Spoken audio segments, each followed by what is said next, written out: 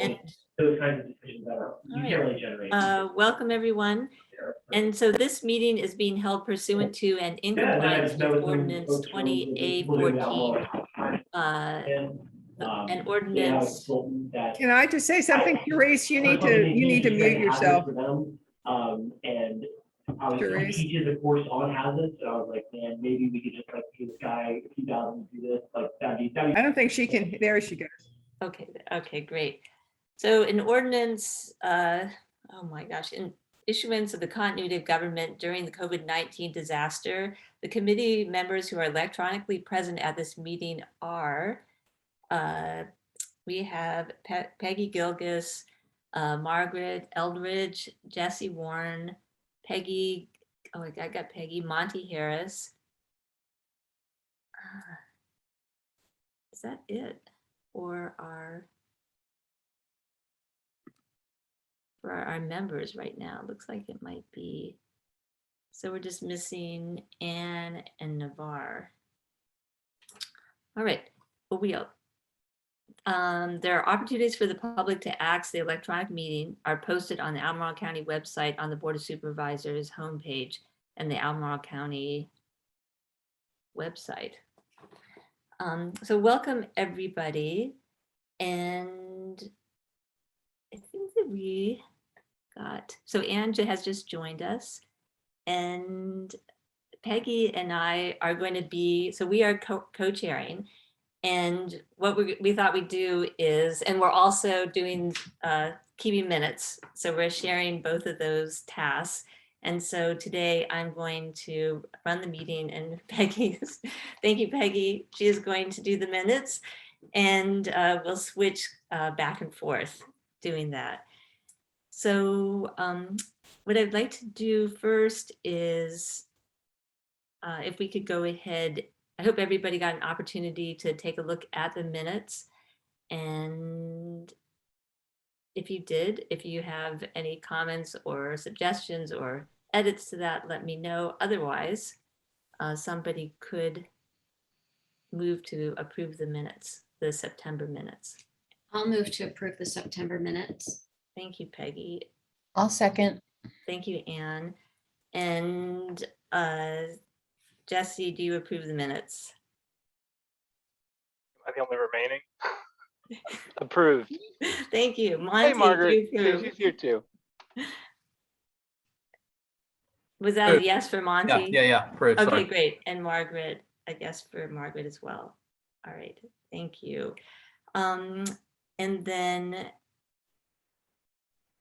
in the NHC, we always approve the agenda.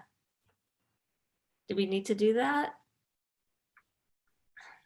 It's a nice thing to do. All right, so hopefully everybody got a chance to, I could go ahead and share my screen and we can look at the agenda. All right. We usually just ask if a lot of the committees will just say, does anybody have anything to add? And then, and then move to approve in second, and then everybody say aye and takes a second to go through it. Does anyone have anything to add to the agenda? Let's see if I don't know if it's an agenda item, but I will bring up when we get to ops that I've invited at Christine's request, my boss to present on Executive Order 77 in our November meeting. And she's cool with that. Oh, wonderful. That's fantastic. Thank you, Jesse. All right, can you guys see the agenda? Yes. Yes, All right, great. most of it. All right, so I'm really glad that you'll be able to present on that on our next meeting in November. So that's fantastic. So if nobody else has anything to add to the agenda, can we go ahead and make a motion to approve this draft agenda? I'll make moved. Yep, second. Okay, and is there anyone who's not in favor of that? All right, fantastic. Thank you. All right, So we can just head down this list of old business and action items. So, and I think that a lot of these are going to remain pending, but I didn't want to take them off. And so that we just remember that they're there. And so it's just, we're going to leave that there. Terry and Ann, we're going to discuss preparing a news story about illegal dumping. And I bet that is still pending. But while we're on that topic, Peggy and I were just discussing the hotline and how somebody would report if they were to see some illegal dumping. Is that best reported through Albemarle County, the police department? Because I saw that Lance had all the data when he showed us, no, it was during the convenience center presentation, that there were points on a map that showed reports of illegal dumping. That's right. I think, Lance, you can confirm that, but we still have on the website a litter hotline, which is an inactive phone number. So, if we're not going to have anyone picking line, I think we should need to get that off the website. That's a Okay. good catch. Is Lance listening? It may be some old version of the website that comes up if you search litter, but there's definitely a phone number, and I tried it recently. And it's doesn't go to the county, it's a dead number. So is EJ listening? Can you check on that? EJ? Yes, ma'am, I'll check on that. Thank you. Great, thank you. And Monty, I'm not sure if you Yeah, I talked to him. on I'm any sorry. more- Yeah, I thought I updated everybody. Sorry if I didn't, but yeah, no requirement. That there is no bag requirement per ABC. They said different municipalities could theoretically have their own bagging requirement, but ABC does not require any bagging of any alcohol sold at convenience stores or ABC stores or anything. All right, thanks, Monty. And I'm sorry if I missed that, if you said that in the last meeting, I just missed it. But thank you for checking up on that. Can I ask a quick question? The last thing that you said was a question about who do you call, the police or the county?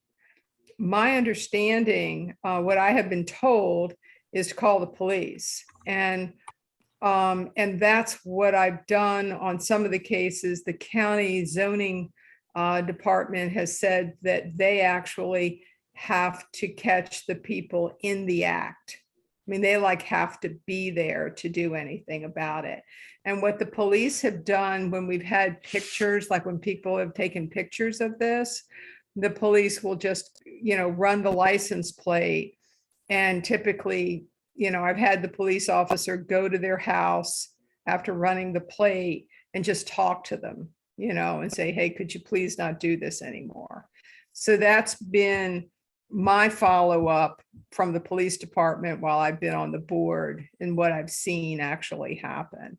But people really have to get pictures with the license plate if they want to report. And then it's their word against the other people, with respect to the zoning. That's what Lisa Green from zoning told me. And she's actually been told that by the police, that they actually, in order to prosecute somebody, they have to catch them in the act. What if you filmed it? I mean, everybody's got cameras these days on their phones. You would think that would work, and like I said, I just had pictures of license plates. But I think a good film ought to be worth something, but Yeah. But that's what the zoning department has said to me. Gotcha. So That actually, remember we had the presentation from Keep America Beautiful, and they use cameras at illegal dumping sites. And so does the city of Newport News. They have a special setup and it's all legal, and they prosecute people based on camera footage.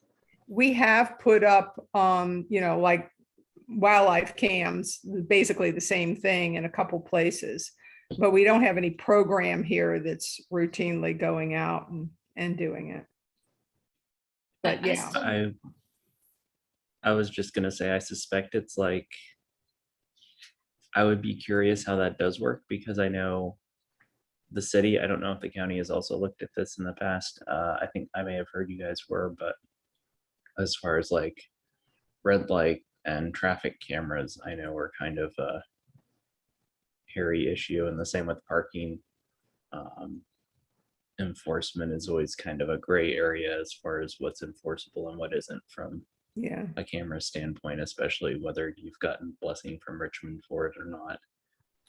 Well, it's a long-term program in Newport News where they get complaints about illegal dumping. They set up cameras and they've had numerous prosecutions. They have a group called Special Collections that enforces illegal dumping there. So we had a presentation on that. So I think there is strong precedent for it in Virginia.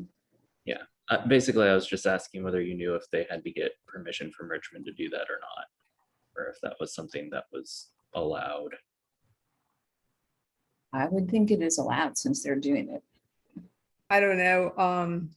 And we could ask the police department. I know we have set up situations for them to clean up very specific sites in southern Albemarle, and nobody was ever arrested.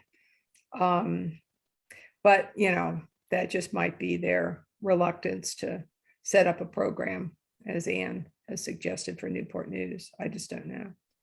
So my question is more about if you find it after the fact, not, you don't catch someone, but you go down to your mailbox and you see someone left a few mattresses and a refrigerator on your property. What's the call that you make? Do you complain to the county through that county code concerns, or do you? If it's in the Call VDOT right VDOT? away, if it's in the VDOT right away, VDOT picks it up. And if it's not, is it your responsibility as a It's private the- landowner? There's the landowner's responsibility to clean it up. I've had people actually sell property, and they've told me that they've sold property in southern Albemarle because there was too much of a liability and cost involved because people kept dumping on their property. And they, were trying to get it stopped and trying to get the police, but just basically couldn't do it. So they finally just sold the property. So yeah, it's the property owner's responsibility. If you're walking in a public park and you see that someone has misused the park in this way, dumping a sofa, for example, who do you contact? That would be the county, Which office of the county? Is that Lance? I honestly would just call up the general number and they could send you to the right person. I really don't know. They might Okay. have, parks and rec people that come out and take them away. I don't know how they do that. But if it's on county property, the county is responsible for it, just like other owner of the property would be. Okay, thanks. Well, I did that Rio Mills pickup with a bunch of people and there was a sofa and they were able to get it on the back of a truck and take it to a dumpster where all the other trash was being picked up. But we were just not sure, how a citizen would report or where a citizen would report that. Thanks. Yeah, also I think that just curious to know where those red points came from that Lance used in his presentation, and maybe it's useful to encourage people to report it so that we know, like, if you report to the police, is that information kept where that can be accessed later? When you're making this point that we need the convenience centers or that we have a dumping problem. I should remember what Lance told us on how he got that information, but I don't. He'll have to remind us. Yeah, the police do retain that data. They've got 3+ years of data in the system that they have now. I don't think it ages out, so you can, as they get more data in the system that they have now, that will be collected. And I think that's if we were going to point anybody in a direction other than a county-owned property, I would suggest police and then possibly VDOT if you're unsure if it's in the right of way. All right, thank you. And EJ, I just left this GBG case study on here. And so I know you have been busy, but we will look forward to that when it is ready. Unless there's something to report about it. I'll speak to this a little bit. EJ thinks there's light at the end of the tunnel for her COVID commitments. It may go from 40+ hours a week to say 15 starting next week. So we had a conversation about our department's work for the first time in a while earlier today, and talked about the hauler requirements specifically. And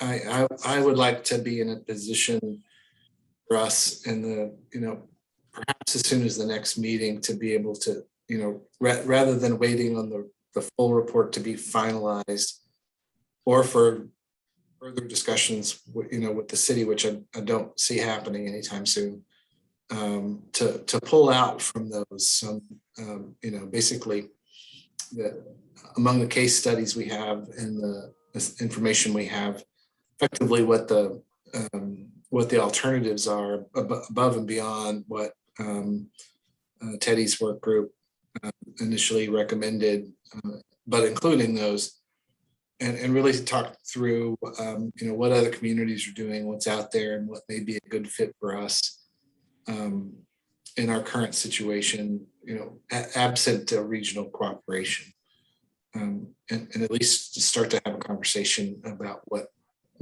about the mystery behind what's in our inboxes right now in terms of the GBB study. That sounds great. And so Lance will just let us know when you're ready to do that. Yeah, I think the next time we have a planning team meeting, I'll be able to tell you whether I think we're a go or not.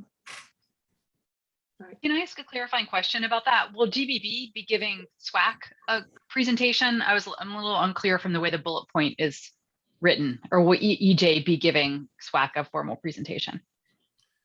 It will be either EJ or myself. Okay, not GBB. Okay. All right, great, thank you. And then I'm working on updating the C3 blog, what happens to curbside recycling, and then as part of that, I've been reaching out to haulers and piecing together who owns what company and how much they charge for recycling and where the recycling goes. And I was able to get in touch with Jay Zook from County Waste, and I think that he said that he would come to our December meeting. So hopefully that will happen, and he can help answer some questions. And I had talked to him about being able to communicate with citizens in Albemarle County about glass recycling, and also said that we were pleased that about the transparency in terms of the latest mailing, that it seems like it's clear that they're not picking up glass. But it's also interesting because Republic, I guess it's neighborhood disposal, is using Republic for their recycling, and they say that they do recycle the glass, but there's a little asterisk that says only in certain locations, but I'm not sure exactly what that means. So you said County Waste, but they're not, they sold out to GFL. So So GFL, so Jay Zook is, so now County Waste is, I think they're still using the name County, but it's a subsidiary of GFL. yeah, and- GFL, and they bought Time too. So Right, and they're then all Time is just- all under GFL. That's, And did you find out if GFL owns the MRF now, or does County Waste still own MRF? I didn't find that out. Okay, thank you. Yeah.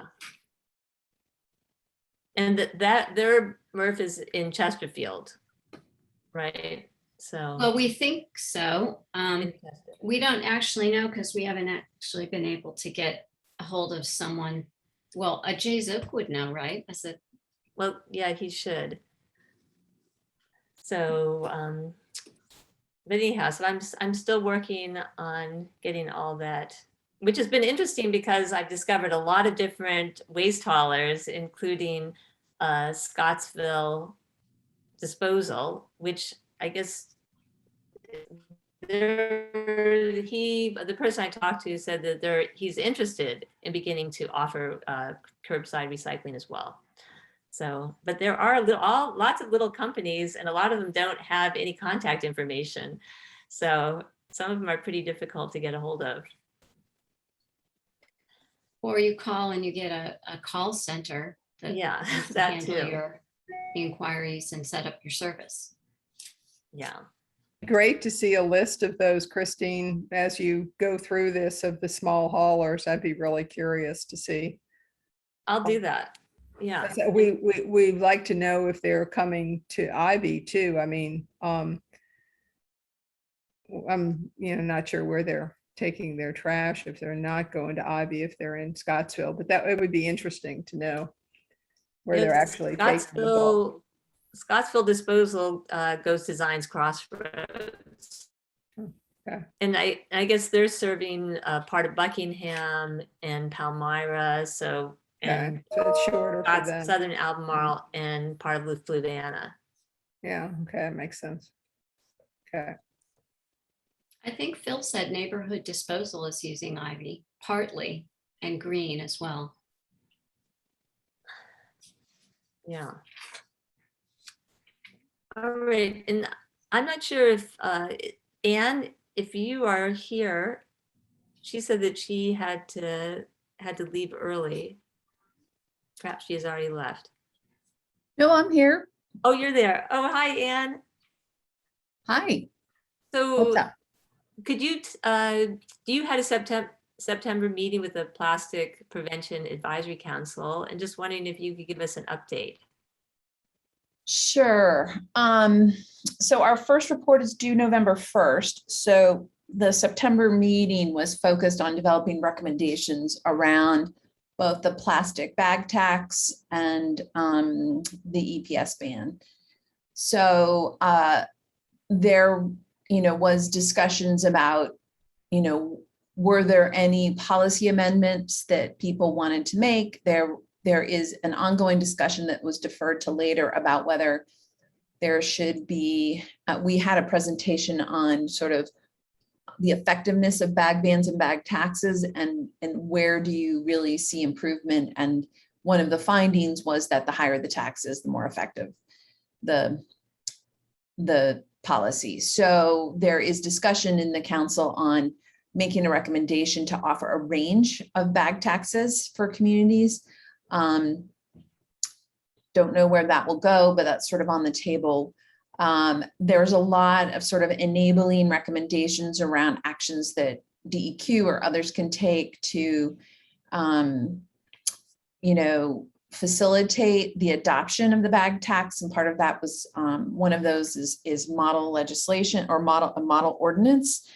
And then, helping to develop some communication materials that communities could adopt when they roll it out, because one of the other findings is that the rollout program is really essential to the effectiveness and the acceptance of the bag tax at the local level.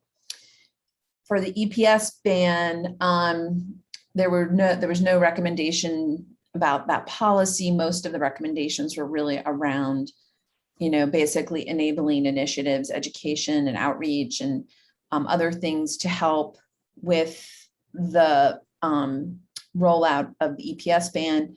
And part of that is how revenues from non-compliance might be worked and whether they should be directed more specifically, perhaps to help offset the cost of buying more expensive alternatives for small vendors. So that report will be submitted. In fact, I was just writing it this week. it's not a very interesting report. It's very dry. And obviously it's just focused on what we've done, what we've learned, and then what our recommendations are for these very specific classes of materials. I think the more interesting work of the council will start afterwards. Probably is worth noting that the first meeting of the Waste and Recycling Council was yesterday, I think. That council is 30 people, and that there's red hot interest around that one nationally, I know, about what's going to happen in that. That is a really big group, and seeing how hard it is just to manage a council of 10, I can't imagine what it's like to do a council of 30. So we have some steadfast advocates who, come and sit in the back of the room. There are some really, just administratively, some really challenging things, which is that the meetings have to occur in person. They're a day-long, commitment. You can't vote unless you're physically present. So the members from the General Assembly have been sending proxies, and they have abstained from voting, which means that we have a quorum of 6, but then when you have 2 don't vote, it gives a lot of power to one vote. And so some of the advocates have brought that up. So that's something that we have to work out. And the other piece is, lots of complaints about not being able to listen into these meetings remotely. So that's just some of the sort of aside stuff that is going on. DEQ has never managed a council like this before, so this is kind of new territory for everybody. So I think that's all I have. We have an October meeting coming up. The report will be reviewed and approved at that point for submission on November 1st. And then a big portion of the October meeting will also probably be setting up the agenda and schedule of meetings for the next part of the council's tenure. So can I ask a question or just make a comment?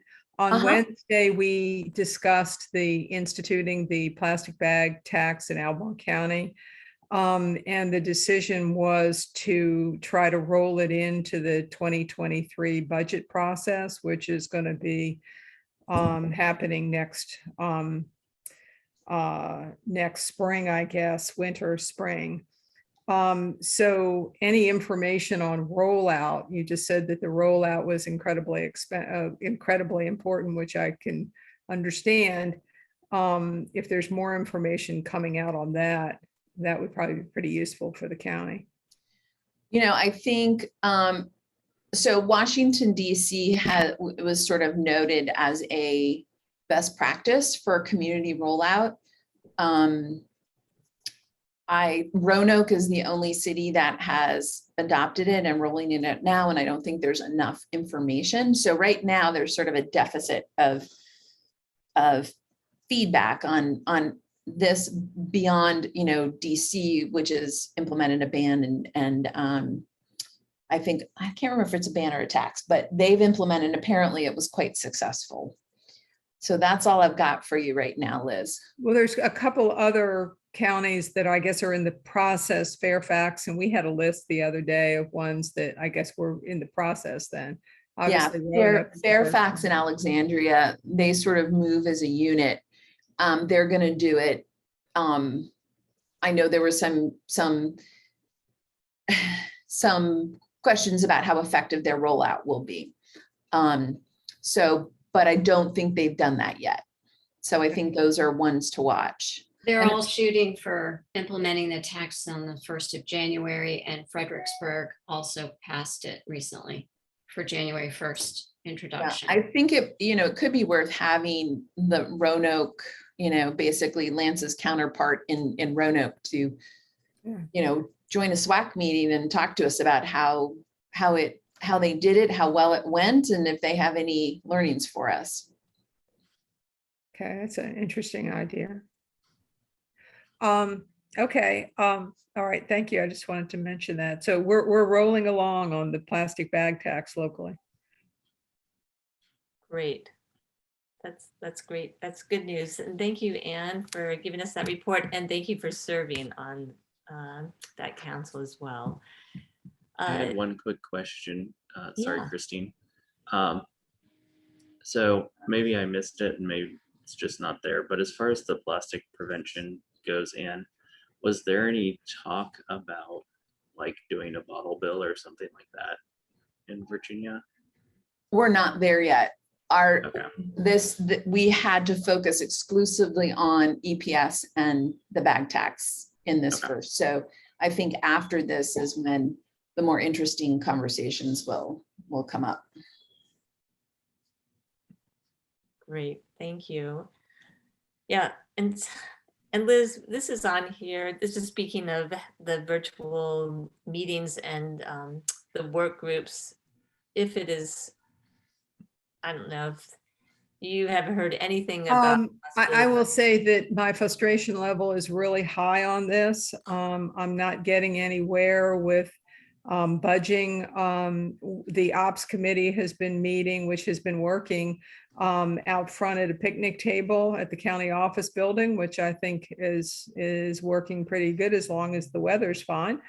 And you know, I guess I can't say this publicly, but I'm going to anyway. I'm almost to the point where it's a don't ask, don't tell kind of situation. I'm getting, it's just very frustrating. So basically we're not allowed to do it. And we're not sure when we're going to be meeting in person, and the building is not open yet. So that's where we are. I failed. You haven't. We're still holding hope for a possibility, because you know the days are getting shorter, and Right. the outreach group did meet at 5 on Friday, but I don't know if we're going to be able to do that much longer as winter approaches. Two people can always meet. That's not an issue, so don't worry about that. But it's that third person that is the concern, because I just will remind everybody that we never officially made these subcommittees, and we should never do that. All right, thank you, Liz. All right, and then I have the operations work group will work on media alert to promote glass recycling.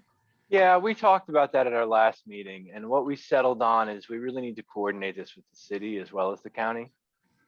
So I'm supposed to reach out to Crystal Riddlevold and have a conversation with her about both getting the word out about glass, and then at the suggestion of Scott DeFife, even considering a curbside pilot, because there's really no reason why you couldn't do a once a month pickup in a curbside bin of the glass that is no longer being serviced through the MRF. But I have not yet reached out to Crystal. I owe that. Sorry. Thank you.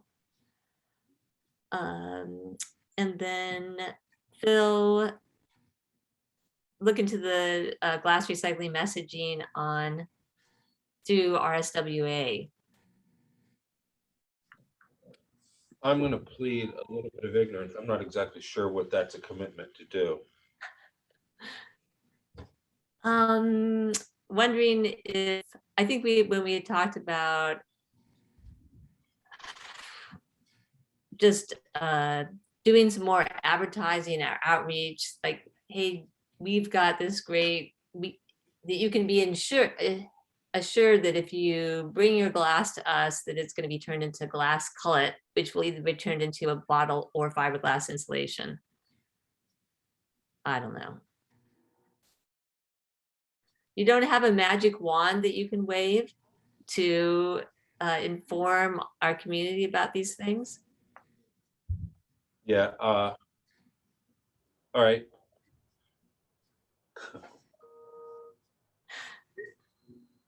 Well, if you do, go and make sure you wave the wand. It's telling me I have an unstable internet connection. Sorry. And it sounds pretty nebulous, Phil, so I think we'll have to work that request out a little more. But thinking, like, through your Twitter feed, or you're sending out some messaging, right? Through RSWA. We have a authorities Facebook page. We Yeah. don't Twitter, we don't do Insta, we don't. But the Facebook page. I'll try and think of something. We'll noodle on it.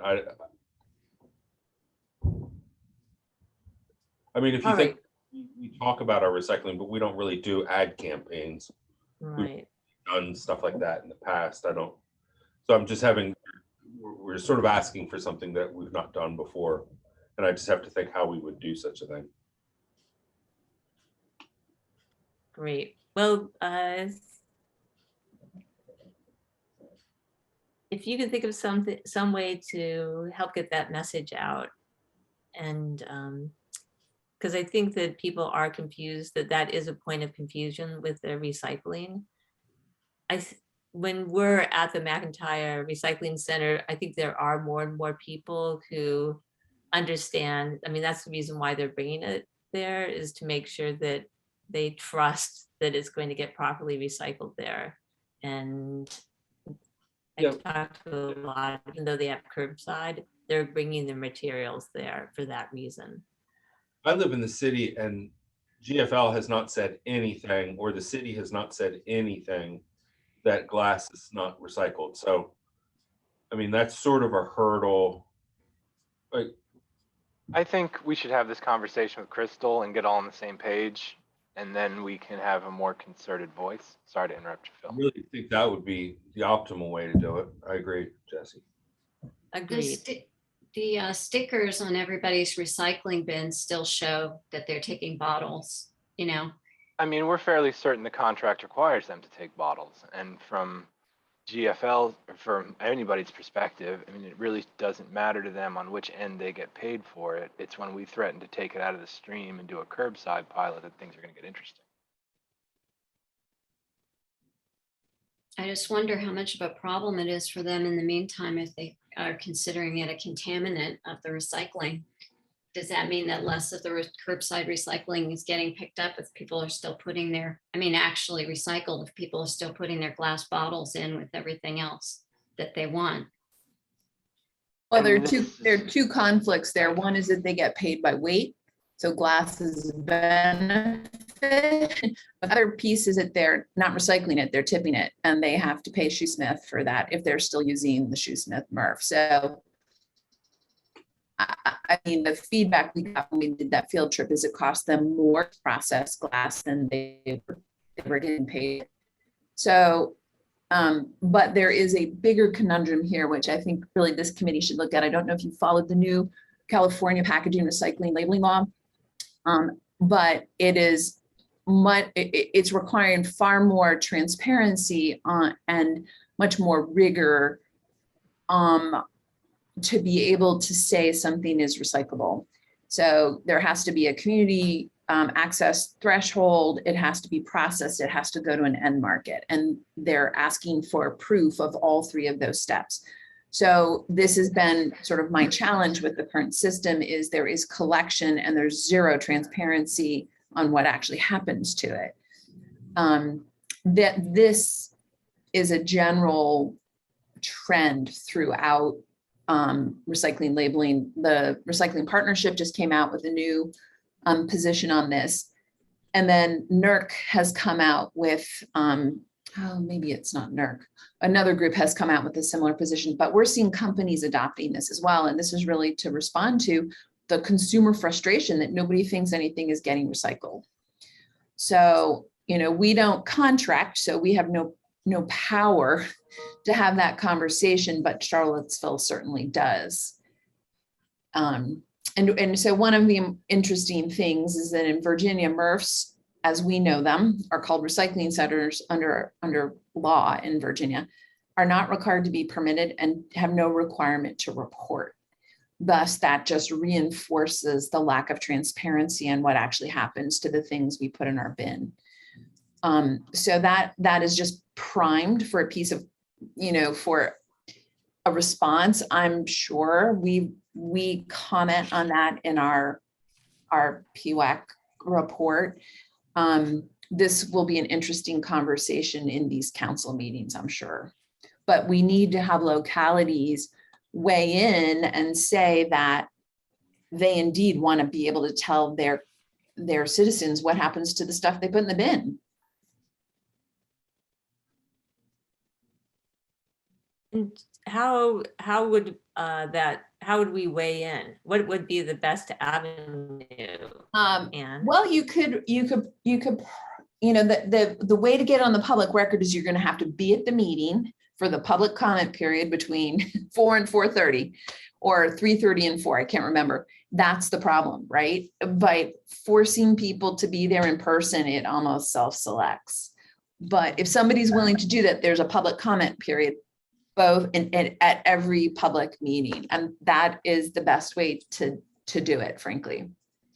Well, Teddy's rewrite for county code said that we would require the haulers to report to us their recycling and their waste and their miles traveled and other things like that.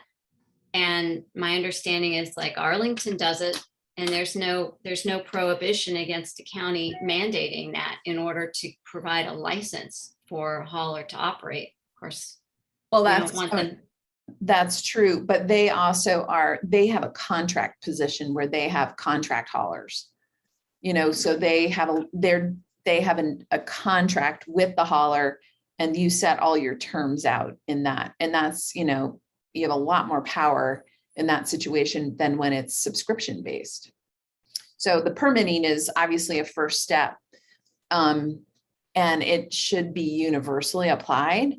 But when we asked the question to DEQ about how much plastic waste is generated in Virginia, they couldn't answer the question because they only get reporting from cities that have contracts. So there's some reported data. I shouldn't say only, but that's the bulk of it. The rest of the data, they have no confidence in the quality of data, but they do add it. But there's no requirement to report by type. So all there is one big fat number on recyclables. There's no breakdown by material. I think the term is mixed recyclable. So it is not very helpful. I mean, you can't come up with a recycling rate for anything. I'm sorry, hold on just a second. yeah, thank you. Thanks, Anne. I'm sorry, who's this? So I think I reported on this last. I'm sorry, it's a bad connection and I still can't tell. Donna, you got to mute. Yeah, Don. Oh, hi, Christine. All right. All right, so we'll go to the county report out with Lance. Hello again, everybody. I have informal updates on a couple of things. I think I got in when I got into the beginning of the meeting. You all may have been talking about the recent public meeting, and I know several of you were there, and I'm thankful for that. It was great to have the support. Overall, it went really well. There were a handful of vocal people who were not pleased about the effort, and that was anticipated. But I thought, there was also very good support from people who were, supportive of having the service in their area. The one consistent message we got from the people who were not in favor of the facility was about traffic impacts. And I have gotten some data from the police department on crashes in that immediate area, and a commitment from VDOT to do a comparison of Edgemont Road and Plank Road in that immediate region to other areas of the county, similar roads, rural roads, to see if there's any data that can support whether those roads are unusual or not. And I'm not sure what that's going to look like or what it's going to say, but they are going to try to have that to me, hopefully no later than Monday. because on Tuesday we have the Planning Commission will be hearing staff recommendation and a report or a summary of the project from myself and Phil and the engineer on the project about what the project is. Just describing it is our team's role. The community development planner, David Binish, will be, presenting the project and also, how it's viewed in terms of its compliance with the comprehensive plan. I do have a copy of their staff report that was posted on their website yesterday, I believe, for the meeting, and there is a formal recommendation in it, and I'll read it to you. Staff recommends that the commission find the location, character, and extent of the Southern Albemarle Convenience Center public facility and public use thereof as proposed to be in substantial accord with the comprehensive plan. And there's more, considerably more detail in their report about why staff makes that recommendation. I did work with David over the course of the last few weeks on helping to make that case, or at least provide him the information that he needed to make a staff determination. And the Planning Commission's role is to agree with that or not agree with that. So hopefully it will go well, and we can walk away from that and knowing that we can move on with the next phases of design. Some of that will include taking things that we've heard either in public meetings or casual conversations or emails, and working that into some adjustments to the site plan, such as more screen trees, around the immediate area of the convenience center itself that are evergreen trees to help with visual screening and also sound screening and potentially some improvements towards the front, but it's hard to know what that looks like until we start that work. But I hope that by next meeting I could say that it's starting to get fun. So keep your fingers crossed. Next Tuesday, 6 o'clock. If you're interested in attending, you can just go to the county calendar on our website and look at the calendar for next Tuesday. And there's a link there to the Zoom meeting, and also the agenda items within the main body of the agenda are links to the supporting documents that David prepared and those that I provided to him to support and explain our engagement and what the project's all about. So Lance, I'm sure this will happen, but just a curiosity, since on the traffic crash report, will they give you, if there have been some crashes there, will they give you reasons for the crashes in that? I don't think VDOT has that data, but police does. And I got a map from them. It was sort of a 3-year data picture of the immediate vicinity of those roads with color-coded dots. And there the dots are recording was whether there was an injury or a fatality or like that sort of nature of the event, not the cause. It looks like several semi-significant percentage of them are either right at the intersection of Plank and 250 or immediately in front of the post office. I guess with people pulling out or driving too fast or zipping in.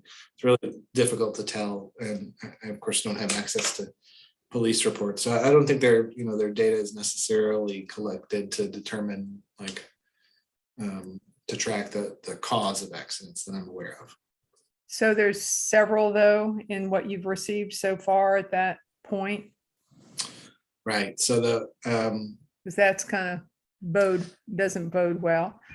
Well, you know, and that's the point of having, you know, VDOT compare that small data set to a larger data set.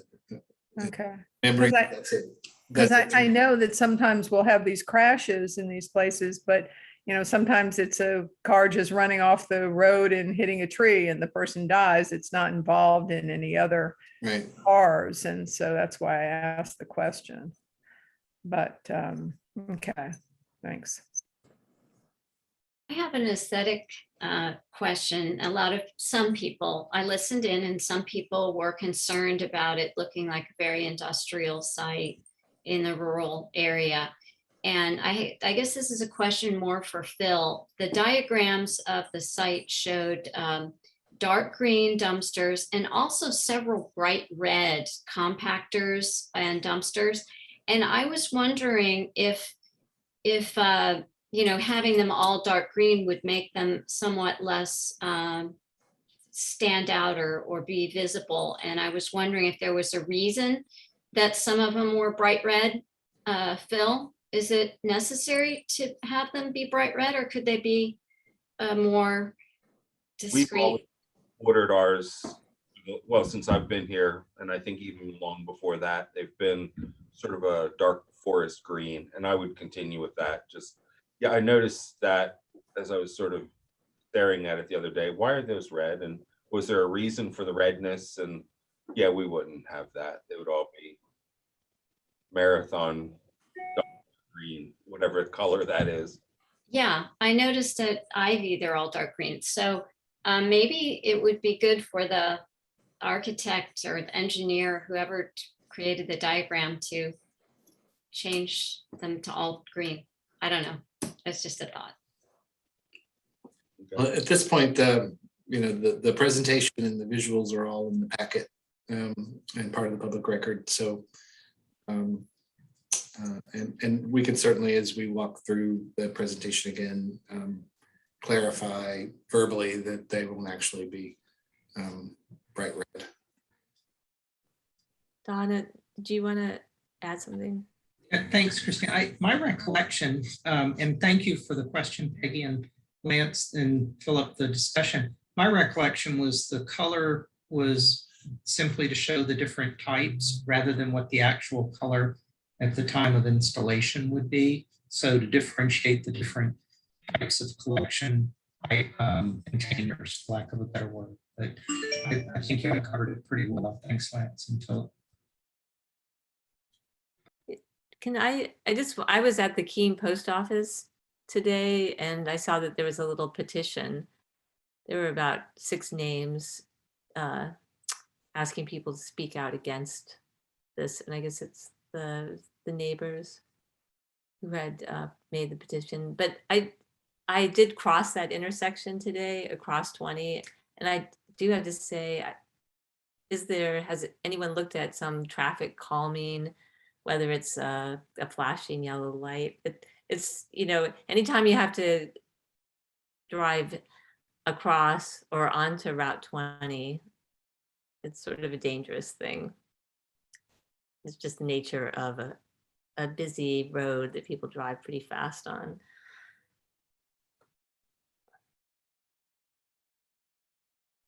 That certainly could be something that we could request VDOT to do, is to put a flashing light there. I mean, they would have to evaluate it and see if they thought it was warranted, but I don't know if Don has ever had those conversations. I haven't had too many. Most of my conversations are about 29 South with respect to this sort of thing. Donna probably gets a lot of questions about 20 South. Well, yeah, thank you, Liz and Christine. I actually go to church there. I turn east on Coles Rolling Road to go to Christchurch Glendower out in the woods back there. So I'm pretty frequently at Turner at that intersection as Christine. Apparently you are going to the post office. And that is something that I had asked county staff to look into with VDOT, was whether it might be advisable to have exactly what you proposed, a flashing yellow on 20 and flashing red on the side streets, just to help bring people's attention to it. I don't think they would ever cover putting a regular, red light, stoplight, but but something that might alert people, some sort of flashing light or something may be advisable in that location. Thank you. They also can put the lights around the stop signs, which are really nice when you tee into a road like 20. So, I think those things would be helpful. Definitely the turnoff onto Red Hill Road near Walton Middle School. Once they put those flashing lights on, I think that really helped because there were accidents, quite a few people turning on and off. Are there any other comments or about the Southern Convenience Center? And thank you. It was really interesting to listen in on the meeting, and I've been talking to all my neighbors and telling them, if this sounds like a great idea to you, tune in and let your voices be heard. and I think Lance got a lot of positive on at Yancey Community Day too. So he was down there, you know, for people to ask questions, and I can't talk for you, Lance, but you said there was a lot of people who were very positive about it. So that was great. Yeah, you know, nobody at the almost nobody really knew about it, but we happened to be stationed right next to the barbecue line. So, you know, and I had created a big poster that sort of drew the eye, and we had some giveaway, bags that were made from plastic bottles that Phil donated, that we had, you know, copies of the flyer and other materials in, which were a popular thing for people to get. So we ended up drawing in a number of conversations and people who weren't aware of it that were, you know, just thought it was really going to be great to have. So. Location. Mhm. So true. So I don't have too much to say about the next bullet because I haven't been directly involved in the recent litter cleanups, but they did happen. Some of them I understand were better attended than others. I'm really looking forward to trying to make time to participate in one of the several that is being planned by Ed Brooks, who's the community center coordinator at Yancey, who's reached out to multiple communities to do a day on, so I've got the email in front of me here, October 30th in the morning of, and there also is a planned event at Yancey for that day, but you don't have to be, you know, it's more than Esmont, it's Scottsville and Keene and other locations. And, you know, I think the way it's handling this is a really good lesson. It's, you know, he's got a grassroots campaign that's really effective. They got something like 50 people at the one in the spring that was just in the Esmont area. And so, you know, I think we're going to have to do more than, you know, than issue, you know, press releases and a Facebook post, I think, and that is, and try to get some media coverage. I do think that, you know, finding a way and working on that through the summer of how we, you know, leverage existing communities to get the word out and build enthusiasm will be important as we, you know, absorb how this year went and what we want to do in the spring. All right. Well, thank you, Lance, for that. And I look forward to going down there and checking out that cleanup event because it sounds like fun. All right, we're going to move on to the Planning and Vision Group. And Peggy, I'm going to let you take over here. Okay. And I Thank you. also have The letter, go ahead and pull up our letter. right? Back. So I'm gonna lead this committee since it was lacking a leader for a while, and Navarre is still very busy with only a few months old new baby. But since we're 2 members right now, we're kind of liking that because we can meet easily without to discuss certain things, right, Liz? Without Yes. So that's what we're planning to do.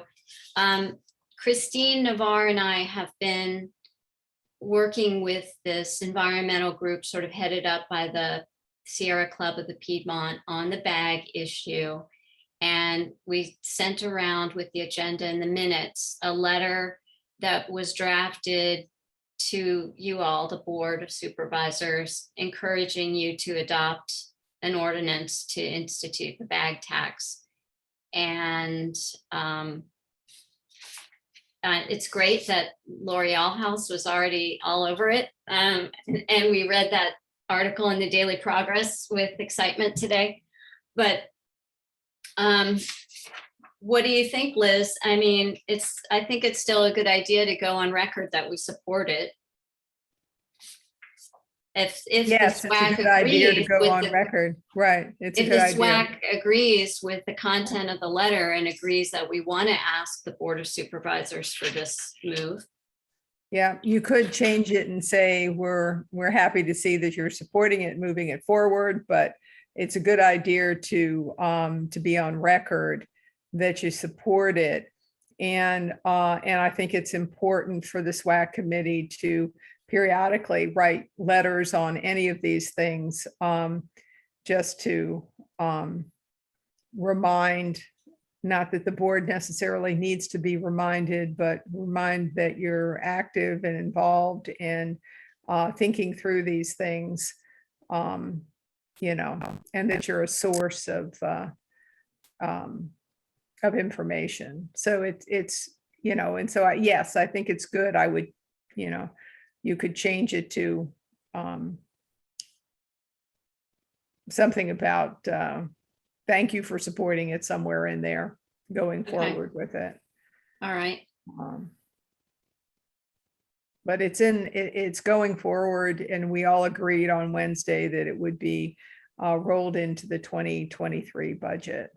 Or that's we don't know for 100% sure that it would be, but they're moving forward with the assumption that that's where we will put it. You know, in case some snag comes up or there's a problem with the rollout or something like that, but Right. Were they projecting any kind of income from it? no, not at this point, because we really don't know. I mean, really, this is an attempt to change behavior. Yes. And so we're not really looking at it as a, you know, as a revenue generating kind of a thing. So, you know, that's, and everybody recognizes that's what Good. that's what the purpose is. I think maybe as some of the other communities, maybe as Roanoke goes forward, we may have some ideas of how much it will generate and what it will do. But at this point, we're not making, we have no prediction. Right. I think that's for the best, because we hope that if it works as planned, it will Right, drop down in terms of generating any revenue pretty quickly. right. Donna has a comment here. The other thing, thank you, Liz and Peggy. The other thing is that's important to know is that by law, any revenue generated is restricted to 4 uses, which is, you know, fighting pollution, education, litter pickup, and kind of surprisingly, reusable bags for people on the SNAP program. But that's all it can be used for. So even if income is generated, we're very limited in where we can use it. But as Liz said, it's really more towards behavior change than anything else. You know, I don't know for sure, but I think WIC and SNAP are put in there because they pick up stuff in that program. You know, they get food and whatnot. So, you know, Oh, good point. Thanks, Liz. I think that's probably part Yeah, I of was it. kind of wondering why that was thrown in there. It just didn't seem to Yeah. fit the other categories. I, for one, am actually very pleased to see when a new tax is proposed for a specific reason, that any revenue generated from that be used for that specific reason. I think the taxpayers, community members are likely to be more supportive when they see that that is what actually the money is used for, not that you say you're raising it for one reason and you use it for a different purpose. Yeah. Did the rest of the committee members have an opportunity to read the letter? Anyone want to make any comments or think there should be changes in addition to what Liz mentioned? And Donna, actually, I don't think it mentions, other than providing, it does talk about providing funds for WIC and SNAP recipients because of the concern about forcing less well-off people to cough up the 5-cent tax. But we probably should add in there the other things that funding from this tax can go to, which I don't think it's in my letter. The litter pickup, the education efforts, and And you have that list, right, Peggy? I mean, I think it's Yeah. in the FAQ and you've got yeah, all you that. got the FAQ that was worked on with a whole bunch of environmental groups, but also our committee reviewed it last month. I sent that to 29 News today, the FAQ with the group information. So I don't know if you'll see something about that on the news, but if you do, that's I sent that over to them. Thank you. Great. So, anyway. Okay. Well, so that's all I have for the planning and vision. Do we need to formally vote on this to send this letter out, or? I think we Yes. should. Yeah, I think we should. So would somebody move? I will to- make a motion that we Make a motion. approve sending this letter to the Board of Supervisors. I'll second it. All right. And Christine is a yes on that. Peggy Yes. and did I hear Jesse? Sure. Yes, sorry. Margaret, I think that Yes, was I'm a yes. And Navarre, I believe that was yes. Yes. Anne is a yes too. And And Ann. And thank you. is Monty still on? Monty's on. Yeah, I'm a yes, but what I meant to ask my so you don't tax paper bags, I guess, right? So there could be the unintended consequence of a bunch of people just starting to use paper bags, but I guess it just is what it is. Yeah, That is exactly right, Monty, and that's the problem with the legislation is you want to tax all bags, not just one bag, but that's not the way the law is written. Gotcha. but Ann's going to change all that. Well, we can start somewhere and hopefully people start bringing their bags, and then if paper bags get taxed or go away, they'll be all set. Well, the other thing, is during the pandemic, at least at the beginning, we were being discouraged from using the reusable bags. Because we know how the pandemic was going to, infect people really. And I think that took a lot of us out of the routine of using them. So maybe this will also help us get back into that routine of carrying our bags into the store with us. If we are gonna, we want to promote reusable bags, we really need to be conscientious about also encouraging people to wash them. There was a big incident where people got sick. I don't know what the heck they put in their bags, but there's a lot of bacteria. A whole bunch of people got really sick. So I don't know if they're putting raw chicken in there or what, but we have to tell people, yes, rinse them out, wash them out, or put them in your washing machine, whatever kind of bag it is, but we want to make sure we promote that as well. Yeah, it is kind of addressed in the FAQs. All right, thank you guys for that. And be ready for the ops committee. Hey, everybody. We had a nice picnic table meeting out in front of the county office building last month. I guess it's still this month. I have a couple of updates from that. Phil or Monty, would you like to do the glass update, or do you prefer that I do it? You can go ahead and do it. Okay, so we have been in contact with Nelson County. We have been in contact with Owens, Illinois. We are looking to connect the dots, so to speak, to get Nelson County to bring their glass to fill at IVMUC while looking at additional options to drive up glass revenue through alternative producers. Beneficiators, I guess is probably the right word. We also have been talking with the Glass Packaging Institute, and that's what really pivoted my conversation with Crystal, right? At first, the conversation with Crystal was going to be, what does the city contract require? What do we do about the glass? But they came up with the idea of a pilot program where we could potentially do curbside glass in places that are dense enough. And so I want to have that conversation with others to see if that's a viable alternative to simply pulling it out of the recycling and telling people to bring it to McIntyre or Ivy. Monty, do you want to give the school compost update? Yeah, sure. Christine, Terry Kent and I had a call with Lindsay Snoddy 2 weeks ago.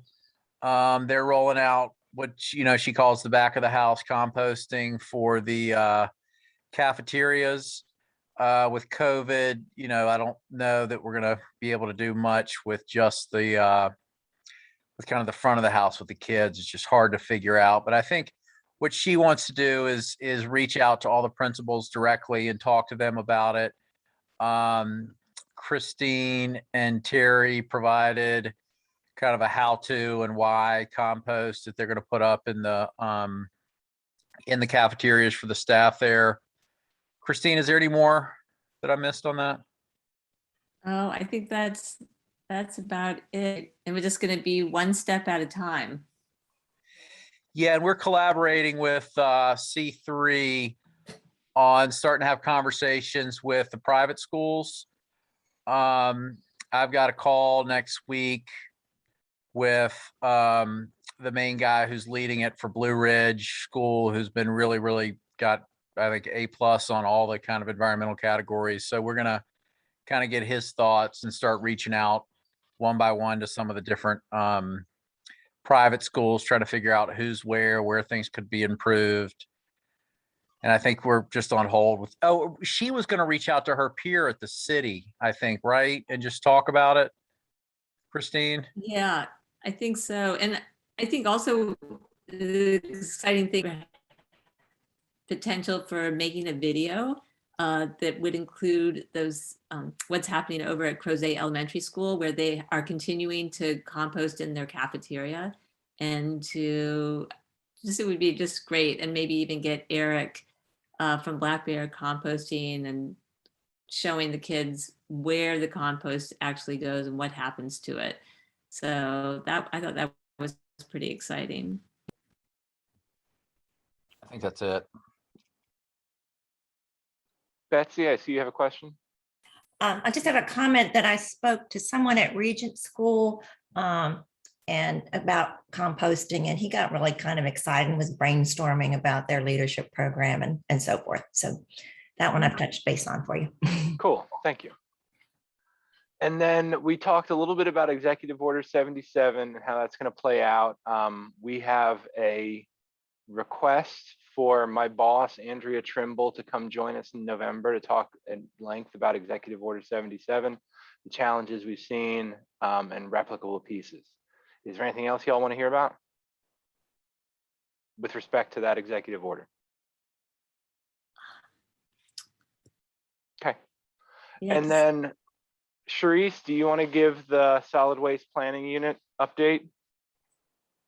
Yes, the solid waste update, the 5-year solid waste update went before the TJPDC Commission on October 7th. It was approved, so the next step is to send it off to the DEQ to meet their deadline. They will review it, and if they send it back, we will update what needs to be updated. But just keep in mind, it's just an update, and I guess, what I want to do moving forward, and as most of you know, I am not solid waste background. In order to get a more robust update for the next one in the next 5 years, I'm trying to think of ways to start working on that now. Whether it's me or someone else who's taking this task on, Here at CJPDC, we do want to be more robust, but right now, we don't have someone who's versed in solid waste and recycling. So we just think if we just start now, it won't be a big deal 5 years from now. But that's the update, and I'll keep you updated on what BDQ says and if it's actually the final version. Thank you, Sharice. And then we had a conversation about this glass in the city stream issue, which I think we've talked about at length. And then Liz and I sort of got off on a tangent about how there could be additional education for small haulers and folks within the solid waste industry in order to understand how to sort of come to market. Liz was going to talk with PVCC. Anything you want to share there? I can say that I had a conversation with Rich Schuyler from PVCC, and he is going to go with two different things. I should get my notes out. I mean, we divided it clearly into the training aspect, Jesse, that is on the SWAAC website, and he's going to contact the people at PVC that does that, and then get back to me, and then we're going to try to arrange a meeting if they're really curious as to do they have to develop a program, or is there a program already available? Who would teach it? How many people? All those kinds of logistic things. And so I said after he does that initial discussion, we'll try to get a meeting together with you and Phil and I guess, and whoever else needs to be on that. And the other one was the entrepreneurial side of it, which he's going to talk to Stephen Davis from, what is it, the CI, I can't remember that, I should know the initials, but the collaborative, the investment collaborative thing for entrepreneurs. I don't see my notes right in front of me. But Stephen Davis is the director of that, CIC. Got it. And so anyway, that's where I am, and I'm waiting for him to get back. So I also mentioned this to Rich Hopkins, who is UVA's Associate Director of Grounds. He's over recycling as well as landscaping, and he remains very interested in additional education. And so he's on another committee with Ridge Schuyler, is it Ridge Schuyler? yeah. And he was going to mention his support there. Oh, cool. Okay, what was his name again? Rich Hopkins. Rich Hopkins? Yep, he took, Sonny Beal works for Rich. Oh, okay. So Okay. when recycling moved out from under the Office for Sustainability, it went to what we call Grounds. Okay. All right, well, that's great. So Rich Schuyler seemed quite interested. I gave my spiel on trash and all the things that has been going on over the last few years, and he seemed to be pretty receptive to that. Well, UVA would love to send some recycling and or other types to those types of trainings. He talked a bit about how difficult it is to, develop a program and all that kind of stuff. But anyway, so that's SWAAC has a lot of resources too. right. Yeah. And I So- sent him all those links from SWAAC that Great. you sent. And so I would like to have our next meeting at the county. I think we said this is okay. At the county office building, picnic tables, either Thursday, the 21st at lunch, noon, or Friday, the 22nd at noon. Any thoughts, takers, preferences?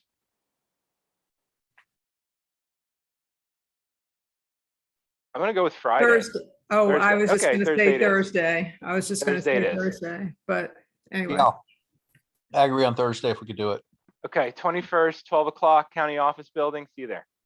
Okay. I can't be there, not Thursday at noon. That's okay. If you have any updates, you can send them. Okay, thank you. And And I- just while I have the floor, if you don't mind, Jesse, I just want to thank Lance for trying to get me that information I needed. His team did work on trying to get me population updates. It just wasn't available. So just want to publicly thank Lance and Steve. Thank you. Can I publicly thank you, Sharice, for being willing to start on this in advance for next year, because that's really wonderful. First time I've ever heard your predecessors say that. Not that I have anything against your predecessors. I'm just very happy that you're willing. I to be fair, Liz, I'm not sure if I'm going to be the one working on it. But I Yes. made the suggestion to my oh, why am I losing my words? My executive director, that instead of waiting until the 5th year to do this plan, that we should probably figure out a way to do it in the in-between years. So it will be me with the help of you all and or whomever it is, just to make it more robust than it's been in the past. Yeah, Sharice, I want to commend you as well, given that we do this for municipal governments all the time. It's generally at a minimum a 2-year process, like full on. Mhm. So glad to hear you're starting now. Well, thank you. All right, I think that's it for us. So on to outreach, communication, education. All right, thank you so much. Sounds like you guys are doing some good work and have got a lot of great things going. And I have on here, I don't know, Phil, if you want to add anything about the paper sort update, or we know that it was in the news. So that was exciting, and that there was a meeting. At our September 28th board meeting, the board approved I guess you'll call it preliminary design, conceptual design effort by our engineering company. The plan of that is to put numbers together, budgetary numbers together for fiscal year 2023 and 2024 for, the development of a paper sort facility somewhere. So it's not the whole thing, but it's the intention was to get started going down that path, that pipeline, so we can end up where we want to be in the future. So it was I thought that was pretty exciting, actually, because I not to be doom and gloom, but I do think there is a limitation to where we're at now. So that's it. All right, great. Thank you. And so the outreach committee, we met, well, there was Betsy and Margaret and I met, and others had good intentions of joining us, but it just didn't work out. And we met outside at those picnic tables. I don't think it works for our group to meet in the middle of the day. So I don't know how, if we've been meeting on that Friday at 5. And I had sent out a proposal that we meet next Friday at 5 o'clock. But I didn't get any takers on that one, but I'm jumping the gun.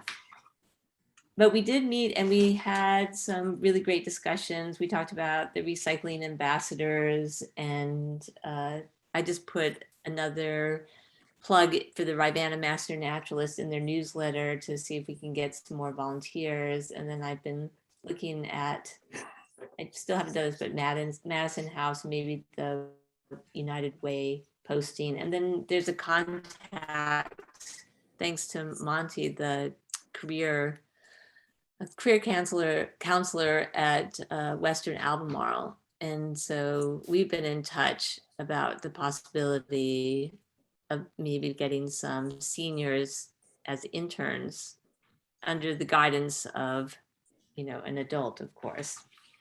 So, and then what else did we talk about?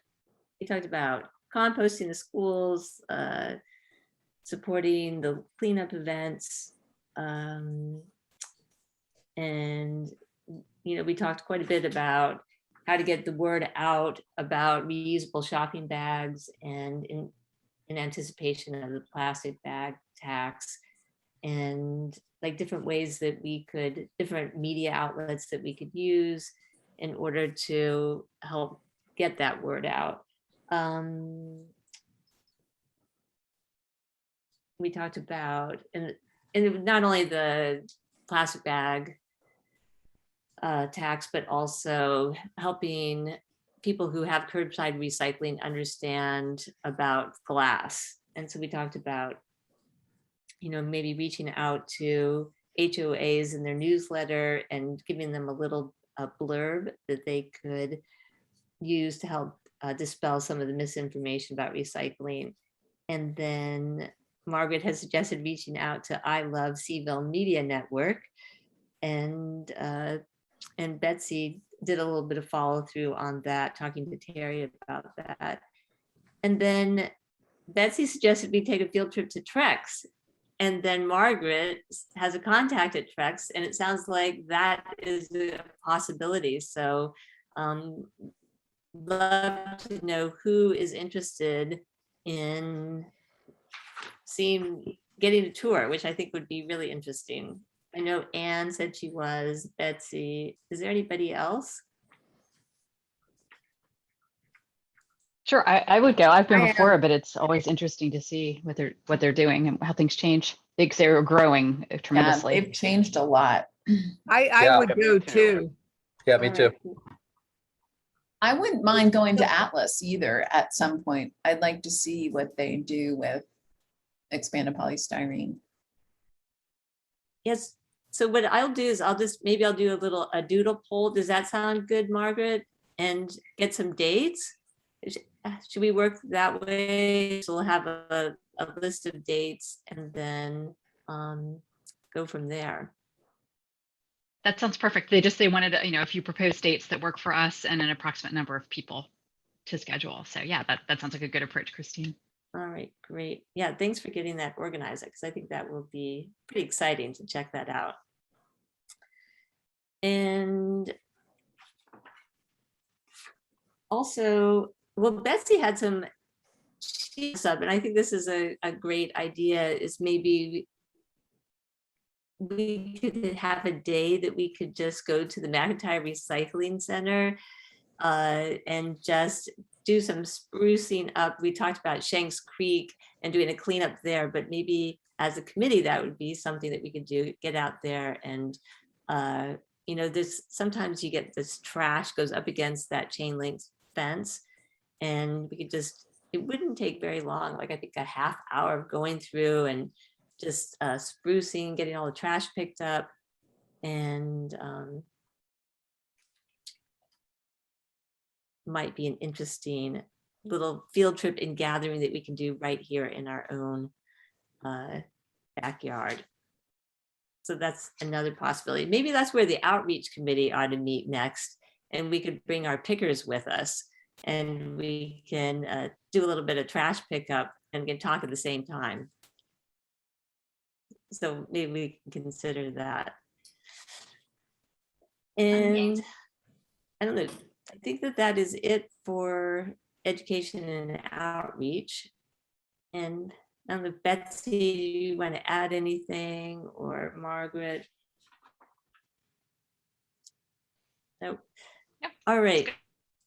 We are coming up against, or just at the end of our meeting. We did have Sage Bradburn, who is, she is our new applicant, and the board is going to look at her in November. And she is great because she came out and she spent 2 hours at McIntyre Recycling Center and learning the ropes about what can and what cannot be recycled. So I think she's quite interested and excited to join the committee. And it sounds like we have another promising candidate who I'm excited to reach out to and speak with. So that is all very exciting.